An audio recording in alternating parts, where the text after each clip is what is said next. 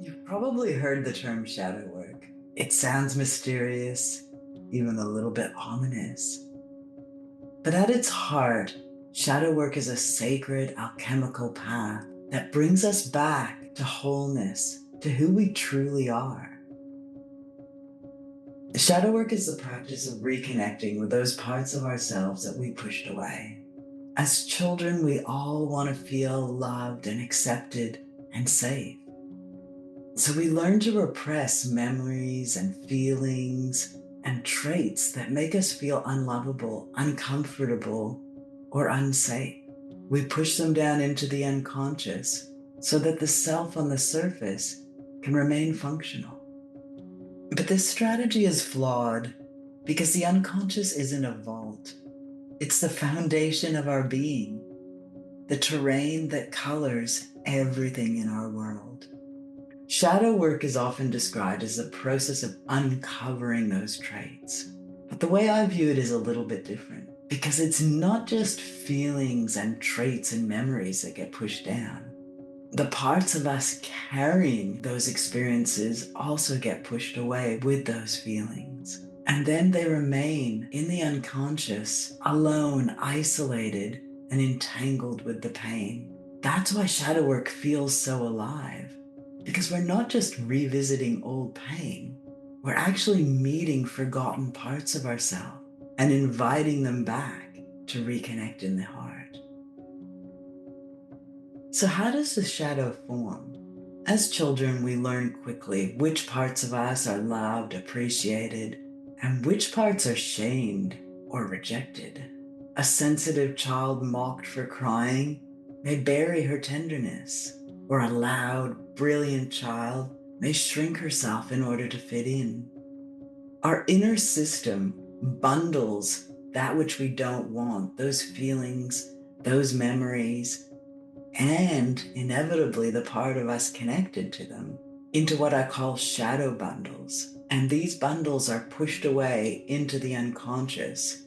And the part of us that's with them becomes locked in this bundle, disconnected to the part of ourself living life on the surface. And even though they may not exist on the surface, they don't disappear. They wait in the shadows of our unconscious world, still trying to protect us in the only way that they know how. So even in the unconscious, they have incredible power to affect us, especially because the unconscious is such a powerful force in our being. That's why they continue to shape us through projection, self-sabotage, anxiety, outbursts, even illness. Not because they want to hurt us, but because they're trying to survive and they don't know a better way. It's important to remember, even though these repressed parts can express so negatively, they aren't our enemies. They don't want to hurt us. They just don't know a better way. And each one, when they feel heard, when they feel seen, and when they're invited to reconnect to the heart, can heal and become the expression they're truly meant to be.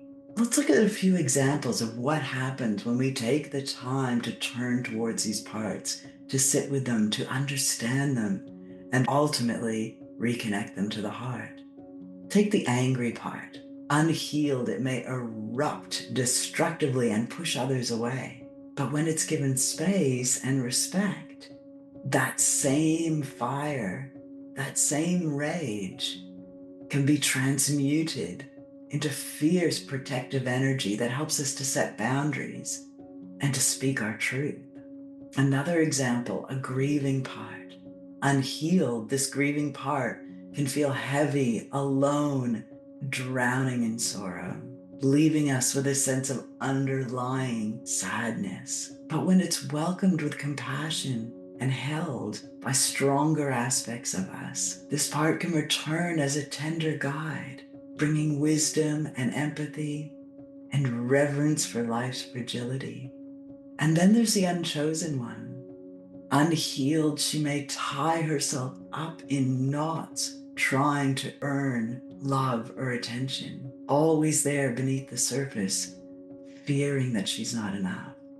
When she feels seen and cherished and loved from within, she shines with quiet confidence and natural belonging, radiating warmth and magnetism without even having to perform. So shadow work is about rescuing these parts, bringing them back to the heart, back into the light of awareness. The heart is the place where opposites can meet, where vulnerability and strength, sorrow and joy, power and humility can coexist. When we connect to our hearts and bring the shadow aspects back into the light of awareness, we initiate their journey back into integration with self. The more they feel connected to the heart, to the whole self, to us, the more they soften and come back into alignment. They stop fighting for survival and begin to trust again. So shadow work isn't an instant process, but the more we work with these parts, the more that we listen to them, the more that we pay attention, the more that we show up and listen with presence to what's happening beneath the surface, the more these parts start slowly returning to the heart. And as they do, they soften. They stop fighting for survival and begin to trust again. In my own work, I've seen even the harshest aspects soften and transform when they're met with kindness, love, and respect. The more familiar we get with our shadows, the more we know ourselves. We begin to recognize where our behaviors and where our drives come from. And instead of trying to control or suppress these drives or behaviors from the surface, we can drop down and heal them at the source. And moving forward becomes easier, with fewer parts left isolated in the dark, working against us from behind the scenes. The more of us that's brought into the light of awareness, the more fully we can live, clear, whole, and aligned. So shadow work isn't about fighting the darkness. It's about remembering our wholeness. Every part of us, even the ones we fear or dislike, is waiting to be welcomed back in love. And when we bring those parts back to the light of awareness, we discover their hidden gifts and life opens up. We move forward with more clarity, more freedom, and more of ourself available. This is the gift of shadow work, to live as a full being, no longer divided against ourselves. And the beautiful thing is, as we do this inner work, it doesn't just change us. It also lightens the shared field that we're a part of, the collective unconscious, quietly shaping the world all around us. Okay, thank you again to everybody who made it this far in the video. For anyone who wants to delve further, I invite you to read my book, Retrieving Shadows, A Return to the Heart, which goes a lot more in depth. It's still a quick read, but it still goes a lot more in depth than what I could present here. I'll leave the link in the description section below. And so right now I've got a little bit of a balancing act with, I'm really feeling called to make these videos and I'm just going to keep doing it, but I've got to do it in a way that it fits in with everything else that I'm doing, with seeing clients as well as taking care of my own well-being, my health. And so I'm trying to move forward in a way where I'm really paying attention and really doing it very consciously. But still, yesterday, I just out of the blue, I got up and suddenly my back tweaked. And for me, that's always a sign that there's a part in the background trying to put the brakes on that's feeling a bit overwhelmed by what surface me is trying to do, where I'm trying to go. So when I checked in, what came up was, what's the fear? What's going on? And what came through was feeling unsupported. And this is interesting because I actually have a lot of support, and I don't feel that I'm lacking in support.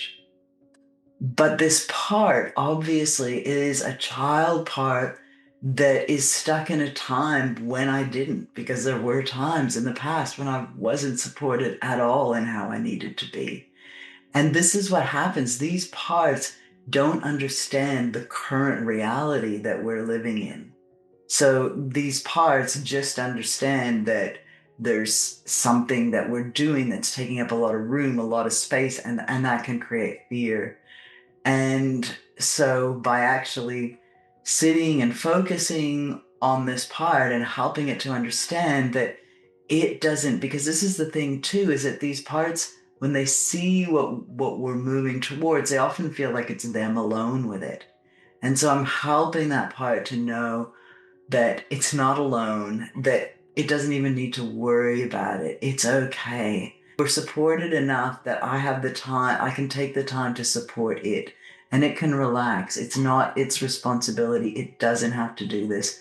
And so I can feel a softening, but it's still there a little bit. So I've got more work to do on it. And I just thought that I would share that because it's just just a good illustration of how this stuff works.